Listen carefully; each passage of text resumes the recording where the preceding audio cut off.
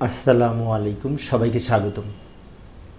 প্রিয় শিক্ষার্থী বন্ধুরা, আজকে আমি হিসাব বিজ্ঞান দ্বিতীয় পত্রের চতুর্থ অধ্যায় সম্পর্কিত ময়মনসিংহ বোর্ড 2023 সালে যে সৃজনশীল প্রশ্নটি এসেছিল, ওই প্রশ্নটির সঠিক সমাধানের জন্য তোমাদের সাথে আছি আমি মোহাম্মদ সিরাজুল ইসলাম। চলো শুরু করা যাক। এই যে লক্ষ্য করি, এই প্রশ্নে অবহার আছে, অধিহার সংক্রান্ত আর একটা প্রশ্ন ছিল, সেটা পূর্বের ক্লাসে আমি আলোচনা করেছি। একটু পড়ে দেখি প্রশ্নে কি বলা আছে। মেঘনা স্টিল কোম্পানি লিমিটেড প্রতিটি 50 টাকা দরে 2 লক্ষ শেয়ার, 50কে 2 লক্ষ দিয়ে গুণ করে এই 1 কোটি টাকা অনুমোদিত মূলধন নিয়ে গঠিত। কোম্পানি ওহার 80% শেয়ার 10% অবহারে ইস্যু করছে। তাহলে এখানে ইস্যু করেছে 2 লক্ষ গুণ 80% সমান 1,60,000 শেয়ার ইস্যু করেছে। আর মোট আবেদনপত্র পেয়েছে 1,90,000। তার মানে 30,000 শেয়ারের বেশি আবেদন পাওয়া গেছে। আর এখানে আবার অবলোককের কমিশন আছে। তো যাই হোক, ক নম্বরে বলেছি ইস্যুকৃত শেয়ারের সংখ্যা এবং শেয়ার প্রতি অবহারের পরিমাণ নির্ণয় করো।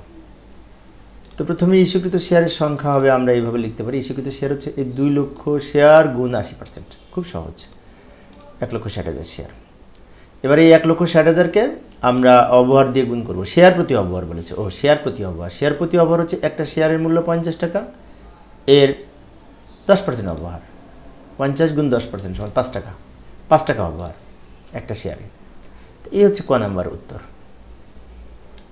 আবার আমরা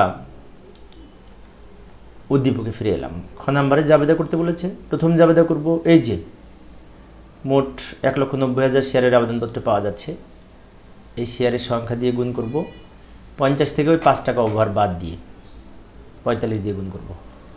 তাই আমরা প্রথম জাবেদাটা করব। আচ্ছা, এই যে জাবেদাটা আমি নিচে করলাম, উপরে উদ্দীপকের কিছু অংশ নিয়ে আসলাম, ওই উদ্দীপক দেখে দেখে জাবেদা করব। এই যে হলুদ কালার দিয়ে রেখেছি আমি, 1,90,000 শেয়ারের আবেদনপত্র পাওয়া গেল। তো 1,90,000কে গুণ করব 45 টাকা দিয়ে। ব্যাংক হিসাব ডেবিট, শেয়ার আবেদন ক্রেডিট, টাকা জাবেদা হবে। আমরা জানি ব্যাংকে শেয়ারের আবেদনের অর্থ জমা হয়, তাই ব্যাংক হিসাব ডেবিট হবে আর শেয়ার আবেদন ক্রেডিট হবে। এখানে টাকা কত লিখবো, তাই না? টাকা লিখবো ওই যে 45 দিয়ে 1,90,000কে গুণ করে এই টাকাটা লিখবো। নিচে ব্যাখ্যায় লিখবো, প্রতিটি 45 টাকা ধরে 1,90,000 শেয়ারের আবেদনপত্র পাওয়া গেল। এটা হচ্ছে প্রথম জাবেদা। তো আমি অবশ্য প্রত্যেকটা জাবেদা আলাদা আলাদা দেখাচ্ছি, যাতে তোমরা ভালো মতো বুঝতে পারো। উপরে প্রশ্ন রেখে পড়ে পড়ে যেহেতু বোঝাচ্ছি, সেই জন্য আলাদা আলাদা করতে হবে। তোমরা সব জাবেদাগুলি একটা ছকের মধ্যে করবে। এই যে আমি আর একটা ছকে পরের জাবেদাটা করব। পরের জাবেদাটা শেয়ার আবেদন হিসাব ডেবিট হবে, কারণ শেয়ার আবেদনের অর্থ যেহেতু আমরা এই শেয়ার অবহার হিসাবে স্থানান্তর করব, শেয়ার মূলধন হিসাবে স্থানান্তর করব এবং অতিরিক্ত অর্থ ফেরত দিব, তাই জাবেদা হবে শেয়ার আবেদন ডেবিট। পূর্বে যেটা ক্রেডিট হয়েছিল শেয়ার আবেদনে, ওই টাকাটা এখানে ডেবিট করব। ফলে ডেবিট ক্রেডিট কাটা যে শেয়ার আবেদন এখানে জিরো হয়ে যাবে। এবং এই শেয়ার অবহার হিসাবে লিখব কত টাকা অবহার, 50 টাকার 10%, 5 টাকা, 5 দিয়ে গুণ করব 1,60,000, এটা শেয়ার অবহারে লিখব। 5 ষোলো 80, 8 লক্ষ টাকা হবে। মূলধনে লিখব ওই 1,60,000 গুণ 50 টাকা, আসল টাকাটা মূলধনে বসে। আর ব্যাংকে লিখব এই দুটো যোগ করে এটা বিয়োগ করে আমরা ব্যাংকেরটা পাবো। অন্যভাবে বের করতে পারি, আমরা এখানে বেশি পেয়েছি 30,000 শেয়ার, 30,000 গুণ 45 টাকা ব্যাংকে লিখব, 30,000 গুণ 45 টাকা। তো এই হচ্ছে দ্বিতীয় জাবেদা। এখানে আর একটা আইটেম ছিল, সেটি হচ্ছে এই শেয়ার অবলোককের কমিশন, ওইটার জন্য আরেকটা জাবেদা করব। আমি আবারও বলছি, আমি আলাদা আলাদা জাবেদায় দেখাচ্ছি বোঝানোর জন্য ভালো মতো। এই 0.50 দিয়ে গুণ করব ওই 1,60,000 শেয়ারকে। জাবেদা অবলোককের কমিশন ডেবিট, ব্যাংক হিসাব ক্রেডিট। 1,60,000কে 0.50 দিয়ে গুণ করলে সম্ভবত 80,000 টাকা হবে। এটি হচ্ছে অবলোককের কমিশন। এই হচ্ছে তিনটা জাবেদা, আমি 3 জায়গায় করেছি, তোমরা একসাথে করবে এক ছকের মধ্যে। আবার উদ্দীপকে ফিরে আসলাম। এখানে আর্থিক অবস্থার বিবরণী প্রস্তুত করতে বলেছে। তো আর্থিক অবস্থার বিবরণী প্রস্তুত করার জন্য এই কোনায় ছোট্ট করে আমি উদ্দীপকের কিছু অংশ নিয়ে এসে রাখলাম, কারণ এখানে আমাদের কাজে লাগবে।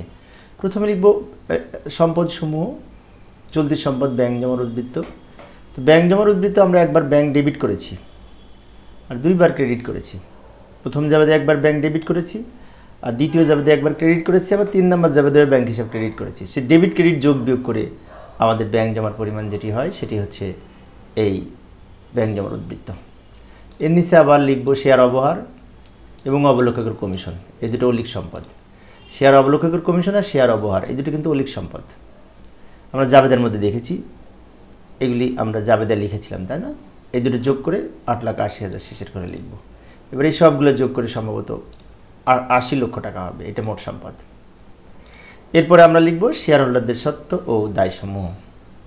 প্রথমে অনুমোদিত মূলধন লিখব। এইবার কিন্তু এই তথ্যতে অনুমোদিত মূলধন আমরা লিখব। এই যে প্রথমে 50 টাকা দরে 2 লক্ষ শেয়ার, ওইটা লিখব। প্রতিটি 50 টাকা দরে 2 লক্ষ শেয়ার গুণ করে আমাদের হবে 1 কোটি টাকা।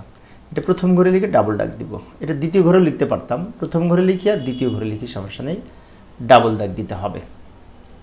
এরপরে ইস্যুকৃত, বিলিকৃত ও আদায়কৃত, এইখানে লিখব প্রতিটি 50 টাকা দরে 1,60,000 শেয়ার, কারণ আমরা 1,60,000 শেয়ার ইস্যু করেছিলাম, সেটাই বিলি করেছি, আবার সেই টাকায় আদায় হয়েছে। তাই এই দুটো গুণ করে সম্ভবত 80 লক্ষ টাকা হবে, শেষের ঘরে লিখব। এই অঙ্কে অধিহার নাই, তাই 80 লক্ষ টাকা নিচে লিখব, ডাবল দাগ দিব। এটা হচ্ছে মোট শেয়ার হোল্ডারদের সত্ত্ব ও দায়সমূহ, এবং এই দুটো মিলে যাবে কিন্তু 80-80। এইভাবে আমরা এই আর্থিক অবস্থার বিবরণী প্রস্তুত করতে পারি। তো প্রিয় শিক্ষার্থী বন্ধুরা, এই ছিল আজকের আলোচ্য বিষয়। পরের ক্লাসটি দেখার আমন্ত্রণ রইল। খোদা হাফেজ।